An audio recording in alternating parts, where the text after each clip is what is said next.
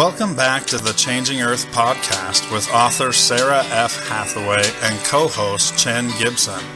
Blending survival fiction and fact to bring you entertaining education that will help you dream, survive, and thrive. And now, here's your host, Sarah F. Hathaway and Chen Gibson. Hello, and welcome back to the Changing Earth podcast. This is episode number 351. Hey, Chen, what's up? Uh-oh. Hey, chin's up, y'all. There he is. I was like, dude, please tell me the Skype didn't go out again. I'm here.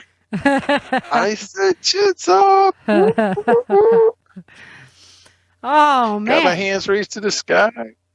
Raising the roof. That's got my Burning Man attitude going. Yeah. We were studying a little Burning Man today. Something I never thought I'd hear Chin say, that's for sure. Oh, man. Oh. So last week was awesome. I really enjoyed having Right? Survivor Jane on. Yeah. Fun? It gave me like a whole new aspect on my peaches. I was like, oh, I'm totally going to change pace. Why would I be making more jam when I already have it in the cupboard? Like, duh. It's funny because I know she'd been talking, like, we'd been talking with her about all the different ways she has to store food now. So it's kind of like cool to bounce, like, not just do this because you can, but do what makes sense. Right. You know? Or like I'm stuck. Like, what should I do now? Yeah. Love it. Yeah. I had a great time. That was a really good show. So thanks for hooking that up. Oh, and it always a pleasure to talk with Jane. So like we could go on forever. So sorry that the show was a little long last week, guys, but sure you don't mind. Yeah, you want to get the full experience, come to camp. Yeah, for sure. Yeah. Do the Jane experience in person. Yeah. You think she's bubbly on the phone. Good stuff. Yeah. So I was telling you, I'll let the audience in a little bit. I was telling you pre-game that, I've had a little bit of emotional struggle lately. I've just, chasing a lot of big dreams, and I've been isolated now on this, remote working for a couple of years now, work. And, be kind of nice to see some of the goals come to fruition, but I have to just lean back and trust that the big man upstairs knows when things are supposed to happen and stuff like that. And so reading the Little House in the Big Woods chapter today, where Pa goes hunting and he brings nothing home. The girls wake up in the morning. Yeah, and there's nothing there. That never happens. Yeah. And he was just explaining like how much this big male deer came into view, and he was just sitting back and like appreciating the majesty of the animal. Yeah. I could just see like the, full rack silhouetted in that dusk night with like the smoke rising and stuff.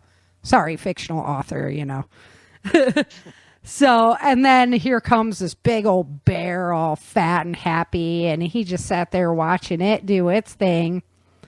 And then here comes another big deer with her yearling, and he was so just captivated by the scene that he never thought to get his rifle out. And he's like, yeah, I'm supposed to be feeding my family, but I was so in the moment. And then Laura, how she says, like, she wasn't upset at all. It was just made her realize, like, how happy she was to be in the little house in the big woods. Yep. And so I had to reflect on the fact of how happy I am to be in my house with my family. And, so many of the goals I have in front of me are still there, but I've achieved so much, 6 years of podcasting, 9 novels, a whole package ready to go for a TV series, all these things that I've done that I've worked hard on. I mean, my blog list goes on and on for people to learn and improve their lives. And so it really made me go, hey, reflect for a moment, live in that now moment and appreciate where you are rather than having so much anxiety over where you're going. So I thought that was a great concept. And obviously, God thought it was a great concept too, because he just put it right in front of me today. And I'm feeling so much more refreshed after doing my research today, which is, not something you normally say after you do research, I think. Sometimes. Wait, I wanted to. Is this podcast for the listeners, or is this for your benefit, Sarah? Right? It started out like totally for the listeners, and then I was like, oh, I so needed to hear that today. You gained something from it, yeah. Yeah, nice. Right. I was like, I so needed to hear that today. And I think with all of you can't even listen to anything that's going on with the news without getting emotionally just raked and pulled apart, and then heaven forbid you try and speak your opinion, because everybody else always has something else, and it's very emotionally traumatizing. So I thought it was a good time to kind of discuss where we're at emotionally on our prepper journey. So one of the quotes that I love the most, and it's in my book somewhere. I think it's in Without Land. Well, I wrote so many. It's in there somewhere. I think it's in Without Land, that a wise man once said, "A person who lives in the past is depressed. A person who lives in the future is anxious. And a person who lives in the now is at peace." So that sounds really easy, right? Like, oh, I'm just going to live in the now. And sounds kind of hippie and Buddhist, but it's good stuff, because from a Christian point of view, you're really able to enjoy the moment and put the faith that God has your back. You have that armor of God, and you can enjoy the moment because your faith is strong. And he's going to be there for you when you need him, as long as you're there showing him the love along the way. So I don't want to get preachy, of course, but that's just kind of that's the whole thing. Like, people, whatever, fish or hunt or camp, it's like the whole unplugging and just like the task at hand, like just being there. You know, and that's a lot of the reason why I enjoy sports as well. Because for example, when I'm skiing, it's all about just going down that mountain. You're just there in that moment. That's mobile in front of you. How do you get around it? Or yes, right. You make it, yeah. And I think that's really where I find that peace. So yeah, person who lives in the past is depressed. Person who lives in the future lives an anxious existence. Trust me, I know this. I have a lot of goals, constant goal setter. And a person who lives in the now is at peace. So sounds easy. How do we accomplish that? So Psychology Today is always a great place to go to find interesting articles. You have to weigh them with a grain of salt and take what you want and leave behind what you don't. It's an interesting place to gather information from. So two ways people deal with the past. They either stuff it down, stick it away. That happened. It's not in the now. We got to just get over it. Or they keep reliving it over and over and over again. It's constantly haunting them, constantly coming out in how they behave and what they do. So Ellen, what do you think? What do you do with your history? Is that constantly chasing you around, or are you like a stuff it down till it explodes kind of person? I'm sort of like that. Being actually diagnosed with PTSD. Mm-hmm. I've got remedies and solutions that I can work towards to help with that. But I am a keg. I do bottle things up and I explode. How did I know that about you? What about you, Chin? What do you do with your past? A lot of times I'm gonna set it and forget it. Mm-hmm. I keep pulling on past it, so trying to just leave it behind. So they say, like, if you do either method, that it's the same result. Yeah. Great. Yeah, I know. So, you fail to differentiate. You fail to, like, really examine that experience so that you can feel that emotion of it and then be able to get beyond it, right? And so a lot of people with like traumatic childhoods or things like that have a hard time kind of rationalizing what happened so that they can move on in the future. They either want to like stuff it away or just say it like, oh, it was just there, but never really experience the pain of that thing. So like societally, you know, the whole like the virus outbreak and that, I tend to like just want to just be like, oh, it just never happened. Let's just put that away, you know? But in order for society to move forward, you got to be like, oh, rationalize this. Why did it happen? How did it happen? Where did that outbreak come from? So now you're kind of being able to use that and apply it to the future, right? Because we need the history, we need the past, but we don't want it to constantly interfere with our life. So how do we relive instead of live? How do we relive our past instead of living our lives now? A lot of people repeat. They'll repeat behaviors or take on characteristics of important figures in their early life. We have a tendency to hold, you know, our parents, our caretakers at these higher standards, and then want to take on those aspects that we liked in them and then apply it to our own lives.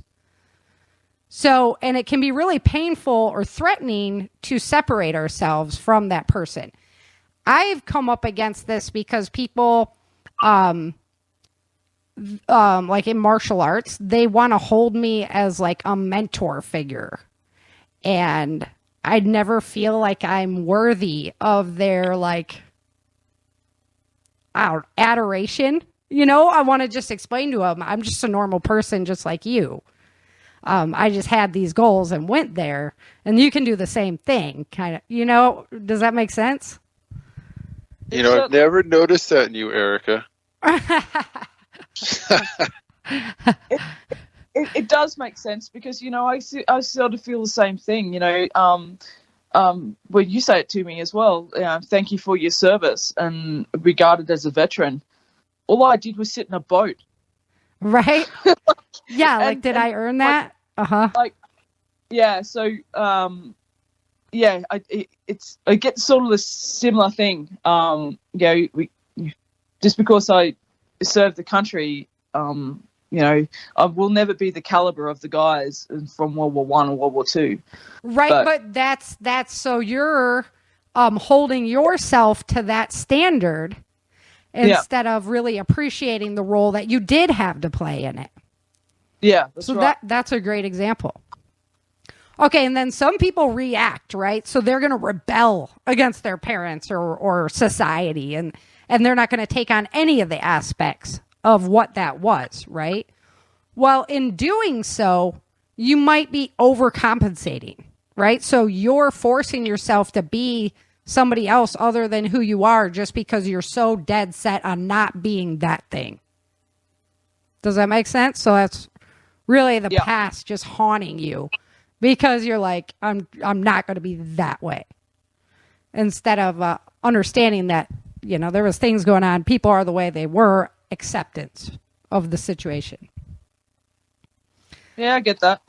That one's a little bit different for me. The only thing I can equate it to in my life is like why I'm not an alcoholic. Because I was like, I'm never going to be an alcoholic like a lot of people in my family are. So that's really, and I would say that's a good thing. So, you know.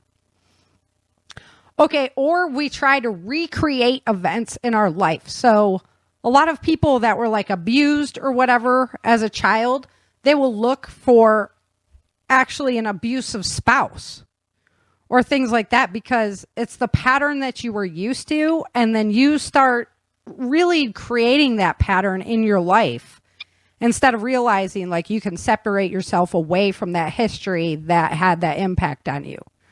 Or a different way to look at it is like if you had a parent that was constantly correcting you and showing you, you know, the hover helicopter parent, you might find a spouse who will, keep correcting you in the same way. So those were some interesting ways that like living in the past usually is not, if you don't take that time to rationalize what happened, really kind of step out of the box and realize that you're separate from those events, then it doesn't give you time to understand what was going on there and then how it could possibly affect your life in the future. So I found that incredibly interesting. I also equated it to normalcy bias. That even if an event was unpleasant, we're going to seek that out because that's what we got used to. Right? So, and growing and adapting is never easy. So, instead of growing and adapting beyond that thing, our normalcy bias dictates that we should live that way. And a lot of people got stuck there. I mean, personally, how many people are still wearing masks, because they developed a new normalcy bias. And now, even though the science is telling them that it doesn't help and it's not healthy, they already developed that habit, that way of thinking, that we need to do that to protect ourselves. So these aspects, they often lead to negative feelings about yourself. You're like beating yourself up over things. You're constantly on yourself because this is the way it's supposed to be and you're not falling into that box. But it's okay to just be you. And once you can do that, you can create a coherent narrative of what happened and how you can separate yourself from the past, how you can learn from those events, and how you can move on. And so I was like, gee, a coherent narrative. So I'm without going into any details of recent events. Like, do we get a coherent narrative on anything nowadays? Nope. Right? Is there like anybody? I don't know. Without mentioning names, there's maybe a couple of shows that I watched that I'm like, okay, they done their research on that. But it seems like you have to go to all these different sources to develop just one coherent view of what the heck happened, And I'm sure it's totally different. History will tell the tale, but it's hard to wade through all the data streams. Yeah. And then when you're just trying to, understand what happened. And the other thing is, so before we had like so much world access, you were only worried about your community. And there wasn't like a horrible event in your community every month or every week, right? For you to try and emotionally deal with. There was just, rare events, maybe somebody died unexpectedly kind of thing. But there was so many positive events too. Like the kids who made it to state, the football team, how they were doing. There were so many positive things that the negative didn't seem quite as mountainous as what they're jamming at us every day. So, but nobody turns in for the positive things. Nobody tunes in, so.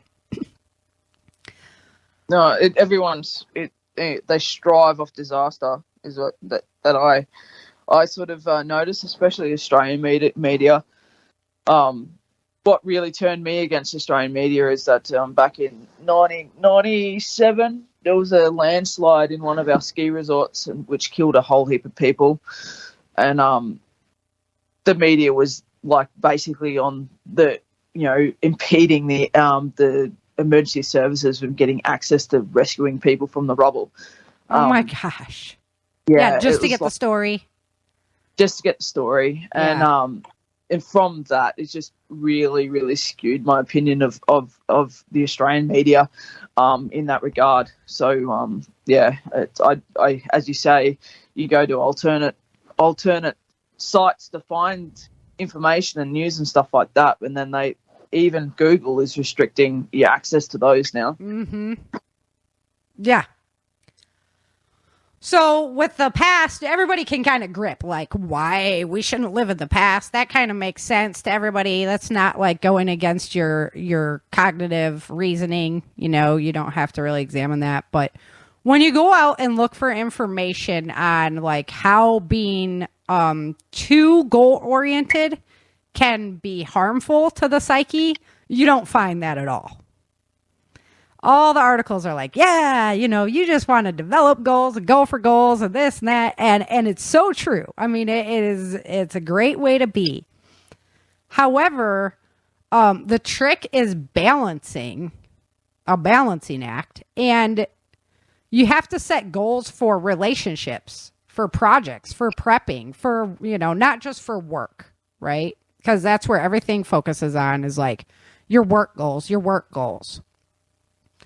So the research was a little interesting on it. And so I kind of switched gears a little bit and looked into like anxiety, because over forward looking people are often anxious because they're looking to accomplish the next goal before really taking time to appreciate the achievements.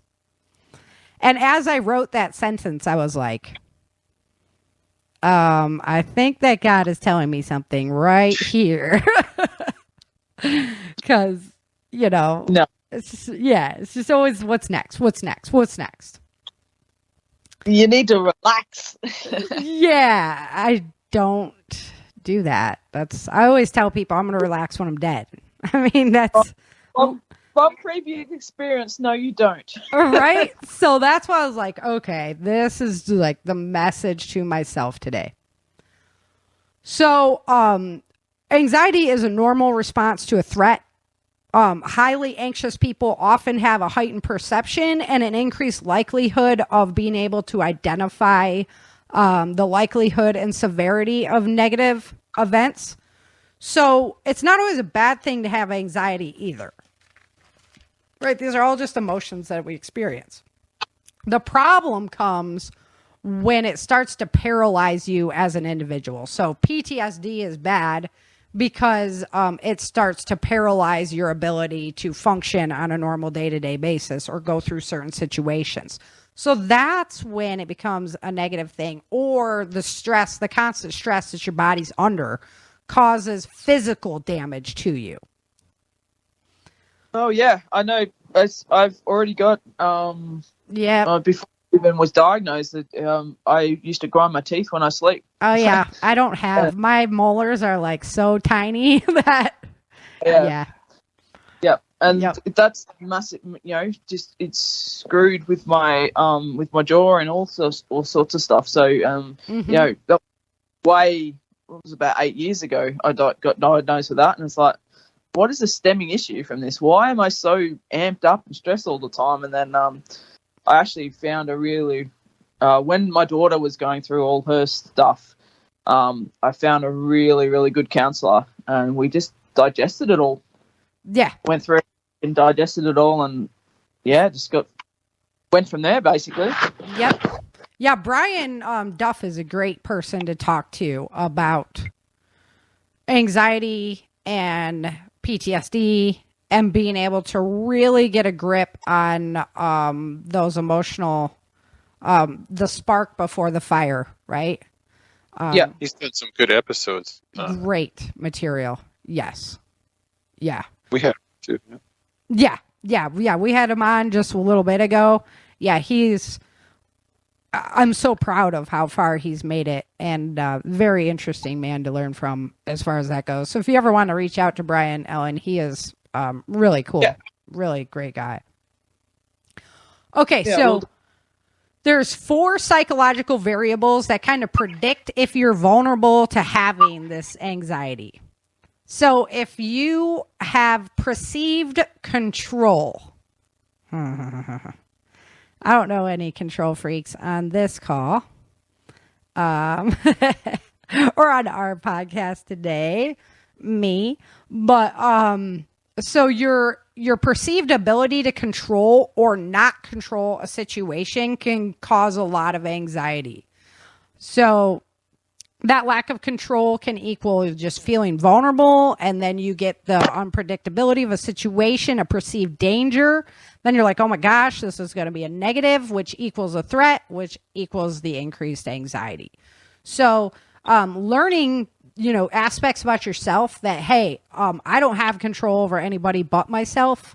There's only certain things that I can do, and being okay with that, that's really, really important in life. And then your cognitive appraisal. So this is the way we evaluate a situation. And you have your primary appraisal, which is just like a subjective evaluation. What's going on in this situation? How's it going to affect me? And then your secondary appraisal of, am I going to be able to cope with this? So sometimes you have a benign positive appraisal. So, say you walk into a room for a job interview and everybody else is kind of scrubby dressed or something like that. And you're just the perfect person for the job. You get this benign positive appraisal and you're just like, yeah, I'm going to kill this. I'm going to nail it. And that can have a big effect on how you handle a situation. But sometimes you have a stress appraisal where you're like, this is a negative thing. I don't stand up to this. How am I going to be able to control this or influence it? How am I going to be able to take care of this? How am I going to do this? So, within doing a little soul searching, I think I have a stress appraisal to a lot of things that are in front of me right now. So I need to just chillax a little bit. And then your cognitive beliefs, like understanding how it should be, but when it's not that way, like that's how we think it should be. And then when it's not that way, that can screw with people bad. And then once that happens, you have this anxiety about the future, like all the time. Come on, a lot of our cognitive beliefs have been shattered this past, past 5 years at least. And then cognitive distortions, just unrealistic expectations of what, to have anxiety over that you just didn't really, that's the problem with everybody getting a trophy, right? That you have unrealistic expectations of when you go out in the world, it's going to be all sunshine and roses, and it's not. It's a lot of hard work and work. It's criminal. I regard it as criminal. We're setting up these kids to have these mental health issues. You're setting them up to have that. So I've always taught my children, strive to be the best. Otherwise, yep. I'm not going to accept a 4th place medal. Right. And if you don't get up there, doesn't work matter. harder next time. Yeah. Yep. And I do that with B's are better. Like B's are better. Yep. Got to bring home B's are better. Yep. And I see it in the young kids that joining the military today. They just, if they don't get what they want, they, have all these emotional breakdowns and all this other stuff. It's like, hang on a minute, you join the military. Like, you're gonna get told to do stuff that you don't want to do. You got to do it. Right? So I see it virtually every day, and the young kids will be getting in right now. But maybe I'm just too old and I just can't deal with it. So I kind of equated it to a lot of prepping. Like when you get into the prepping world, you're forward thinking about a lot of possible, like coming down the pipeline stuff that could really, really affect you. That's what you're preparing for, right? Yeah. And so that can cause a lot of anxiety and whatnot if you can't eventually in your prepping mindset, you have to come to a point where you realize, like, I'm going to keep going. I still have goals, but I am where I am right now. And so no matter what comes, we're going to be dealing with it. I mean, there's just no, right? Is there any amount of really being prepared? I don't know. No, yeah, it's just the change of government here has really got me a little bit nervous. But you know what? I don't have the funds at the moment to do what I wanted to do, so it's like, oh, well, just live on. Got to keep putting one foot in front of the next, right? Yeah. Yeah. We're all in that boat.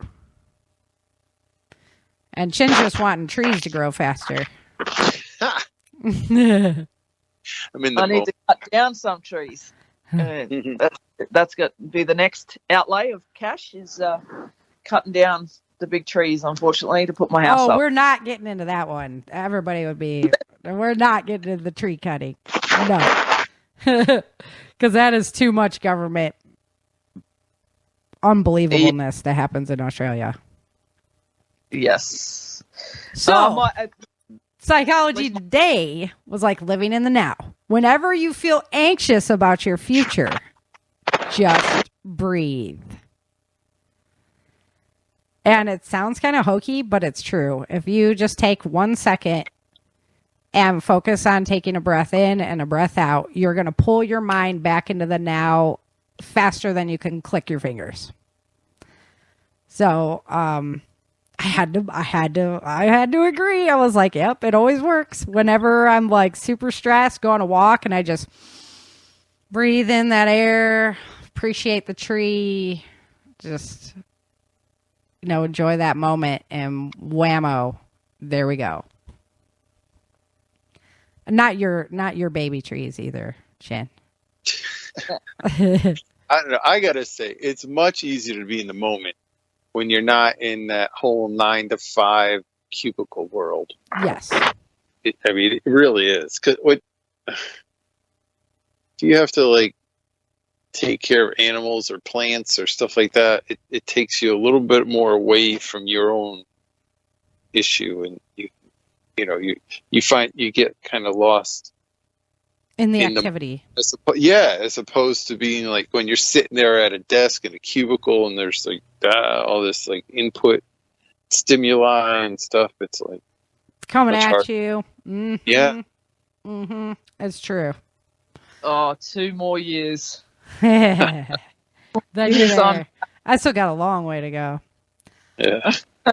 So you are your thoughts, right? We dwell on the past. We think about the future, what may or may not happen. We're just freaking out. Like this stuff is just coming at us, and we don't actually undertake our thoughts in awareness. So those things just happen in your head as you're just going, and we're not like being cognizant of the fact that, it's like a waterfall. They're just flooding over us. And sometimes you need to step out of the current and just focus on being. And that definitely happens, like you were saying, Chim, with that 9 to 5, that grind where you're just getting hit with constant pressure and you just don't have a chance to even. And then what do you do? So like you're in the office, you're in the cubicle, 9 to 5, right? There's all the phones, the texts, everything on the computer screen in front of you. And then you get out, and then you put in talk radio to get home, and then you put on all your social media and everything as you're cooking. It's like you gotta slow the stream. Yes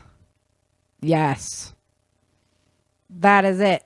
You gotta slow the stream. Yep. And just quit with the bombardment and appreciate that piece of fruit you're cutting or that vegetable or whatever. Cook dinner instead of takeout, because it might make you, like you just said, focus on cutting that piece of whatever vegetable to saute in the pan. Right. And not thinking about, I'm supposed to have my kids do this tomorrow, and this is going to happen tomorrow, and that's going to happen, and then I'm going to take care of this, and I'm going to do that, and I'm going to. That is not giving yourself that rest, that reprieve that you really need to live in that mindful state. And This is a intentional attention on the present. Yep. So you are not your thoughts, which is very interesting for me. This was really interesting stuff. You're not your thoughts. You can observe them without judging them. So how often do we get angry about something and then get angry at ourselves for getting angry about it? Every day. Right? Like, why didn't I handle that better? Why didn't I do this? Why didn't I do that? And then it just snowballs. It's just worse after that. Every day. So it's okay to be angry. It's okay to feel those things. It's okay to feel, afraid, lonely, happy, joy. We're going to have those feelings whether we like it or not. It's just a matter of being able to be like, okay, I got angry about that. And once you can rationalize that, you can build a buffer in between your emotion and your response. So it actually reduces stress. It boosts immune function.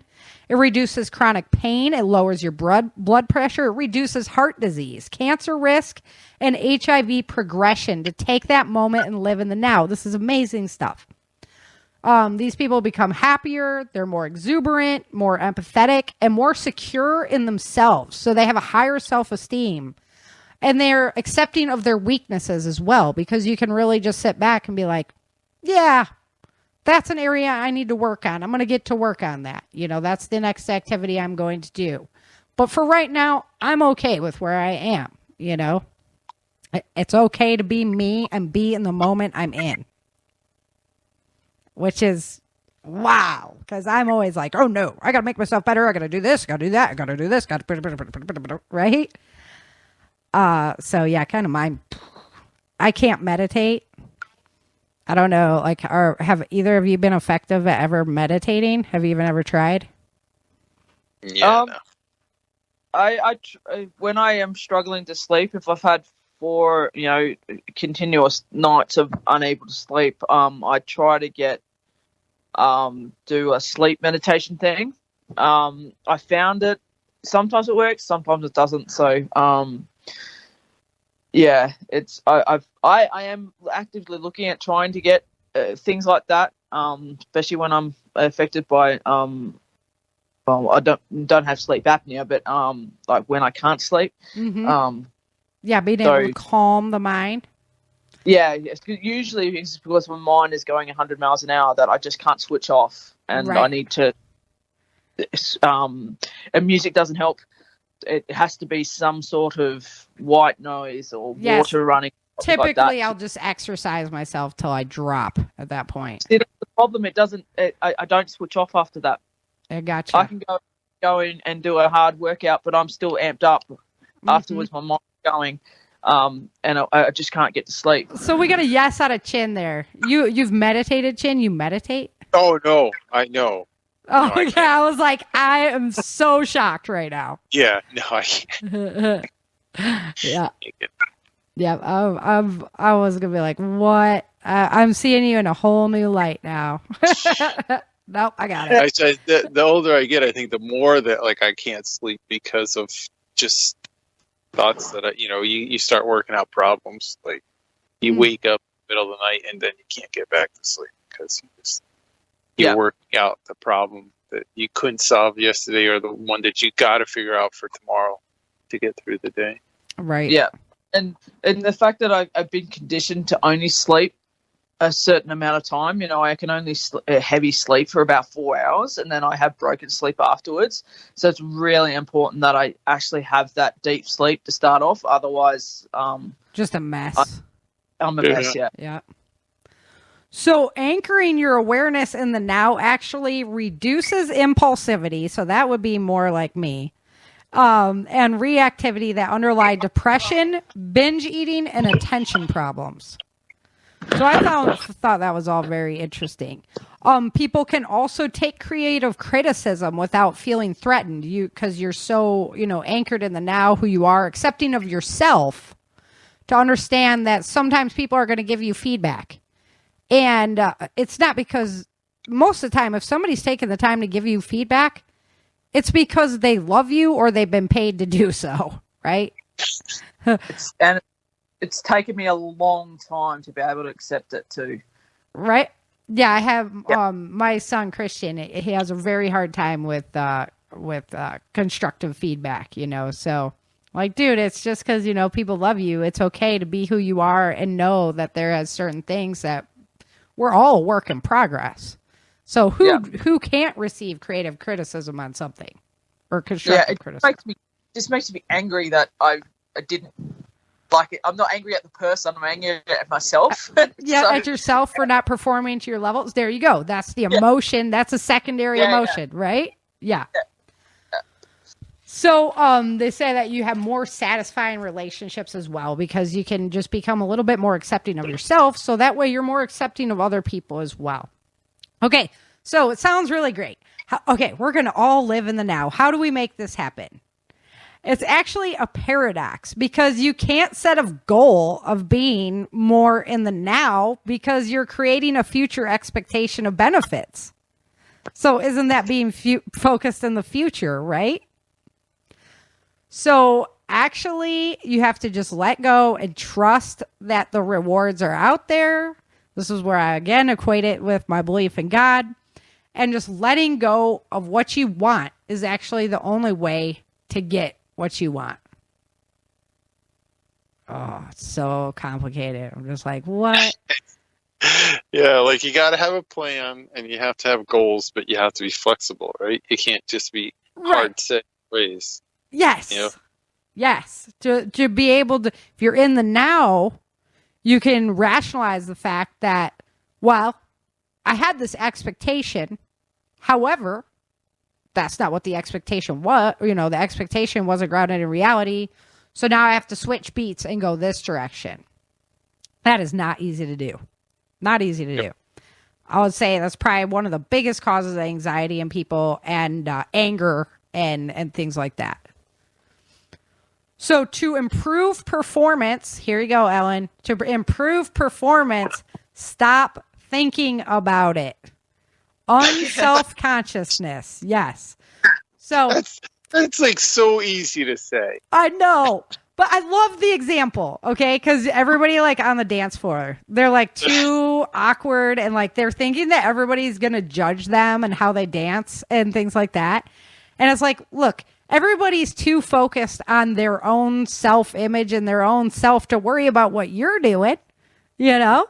Or if they do think you're goofy, you got to be like secure enough in your own skin to be like, yeah, I'm a goof when I'm out there. Woo! Own it, huh? You know? Yeah. No, we are going to the honky tonk. No, that takes coordination. That's like a specific way of dancing. That's just not like freestyle. I do freestyle all day long, though. So, thinking too hard about what you are doing actually makes it worse. So get out of your head. Pay attention to what's around you, the music, the people. You know, when you develop this mindset, there's actually less distinction between you and humanity and the universe. You're just a part in it. You are part of the creation. And so you don't have to worry about your self-image as much. You let that self-ego go. And also not an easy thing to do for most people that I know. It's like every sport, right? Every sport I've ever played, there's like this fine point where you're like focused and then letting go. And like there's this line, and, right? And like when you're right on that line, you play your best. It is so true. But, or you perform at top quality. You know, if you let go too much, well, then you're sloppy and you're not playing well. Or if you think too hard about what you're doing, it's like everything's happening around you and you can't keep up with the play. Right. Yeah, absolutely. That's a great point, Chen. So, and it plays right in. So it allows you to witness passing drama, social pressure. So when you can really take yourself out of that box, you can see the bigger play and how you're a part of it. Right? You get, you know, how is my team moving? Where do I need to be? Kind of thing. Because you're so in that moment, but it applies to family drama. This is what's happening with the team. Where, you know, how am I going to help the situation? All the stuff we deal with. You know, this event, that event just happened. You can kind of dislodge yourself and see it from that bigger picture. So stop beating yourself up. Stop overthinking. Stop worrying about yourself and just be you. Because you're awesome. Everybody's. Okay, so to avoid worrying about the future, focus on the present. So your mind is just going to cloud up with, oh, this happened in the past. This is probably going to happen in the future. Just, you got to just stop that. You got to stop that cycle. Take a moment to enjoy something you usually rush through, like a walk when you're, going on a walk, or you're making dinner. Things that you would normally rush through. Just take a moment to really enjoy that. And you're going to find out that you're a lot happier that way. If you want a future with your significant other, inhabit in it. Well, I wrote that all wrong. If you want a future with your significant other, inhabit the present. Breathe. So mindfulness actually inoculates people against aggressive impulses. And this is where I was saying it creates that buffer between your brain experiencing the emotion and your reaction from it. So you can think on a much more clearer scale and kind of take that ego out of it to understand that like everybody's on their path, everybody's doing their thing, and it might not be aimed at you. It might not even involve you at all. And then you would have taken the problem and reacted, and maybe in a bad way. So that was really interesting, that it can increase a lot of self-control because you can take yourself out and do that breath, take that moment to be there in the now and realize, like, what are we doing? What's going on here? What emotions are we feeling? What does it smell like? You know? To make the most of time, lose track of it. So enjoy the flow. So this is exactly what we were talking about, Chan, with the sports. You know, you just get into that. I was saying with skiing, you know, you just get into that going down the hill. What's the next mogul? What's the next obstacle? And you get very, very in the moment. You will enjoy it a lot. So find your thing that allows you to just really be absorbed in that moment, whether it's working on a car or, you know, I mean, there's a plethora of painting, whatever, working in your garden, taking care of your animals. And then, you know, they had to set the stage for this. So I found it kind of funny because there was a whole lot of thought process that went into enjoying the moment. So you're like preparing to enjoy the moment. So that's where I thought it was a little funny. This is all out of Psychology Today, by the way. So you guys can check that out, that article out over there. And I'll link it in the blog, of course. But yeah, they have this whole list of setting up the stage on how you can make sure that you're in the moment. I don't know. I think now that would put too much pressure on it for me. Like, I would feel anxious on trying to make sure that I'm properly prepared for being in my moment. You know? So I don't know. So if something is bothering you, move towards it rather than away from it. Acceptance. So we all experience emotional pain, and we want our instinct is to avoid that pain. However, if you always avoid it, it just magnifies it because your brain's going to make it worse and worse, and we got to stay away from that. And then it causes those secondary emotions where you're like, oh my gosh, I can't believe I'm too scared to get up in front of people. Why am I so da-da-da-da-da-da-da-da, and start beating yourself up. So you can stop that whole cycle by just accepting it, letting that emotion be there. Letting the experience happen without trying to manipulate or judge yourself through that experience. Trying to change it will only frustrate and exhaust you. So this doesn't mean that you don't have future goals. It means you can rationalize yourself, allow yourself to feel emotions so you can get beyond it. It doesn't mean that you have acceptance of what's going on either. It just means that you're able to realize in the moment of what's going on so that, again, you can rationalize that and move beyond that moment and not get stuck. Know that you don't know. Engagement. So we all have those moments where like we're driving home and we can't remember like the last 15 minutes and we might have already missed our exit and everything. And one of the best ways to avoid those blackout periods is to develop your situational awareness, which is really important preparedness concept anyway, something you should do for yourself to keep. And situational awareness keeps you in the moment because you're like, oh, I just passed 3 blue cars. You know, you're looking for differences, and instead of I already know this drive, I can just check out, right? Because then you're just off in anxiety land or depression land or whatever land when you need to be in the now. Ride a motorcycle, that'll fix that. What's that? Ride a motorcycle. Yeah. You're gonna be in the. That's why I like driving a stick shift. Yeah. Right? Because you have to like focus on what the car is doing and stuff like that. You can't just like push the pedal and, you know. So living in the now is not about self-improvement or getting somewhere. And that's kind of frightening for me. You know, I'm like a goal achiever getting somewhere. Like, this is, wow. Realize you already are there. Take in your environment as an observer.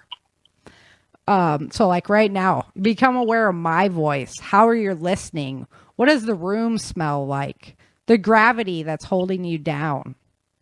What you're looking at on the wall. What's going on? You know, what is going on around you? Just be aware of being alive and breathe.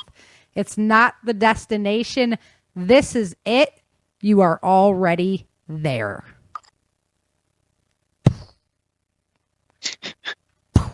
I know. My mind was blown today. I was like, Deep thoughts. I know.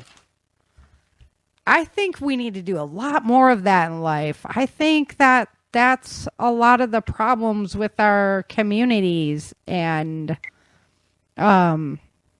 why people feel so isolated in this world where we have so much connectivity. All right, well, let's get out of here. We've been over for a while. Okay, so until next time, remember, dream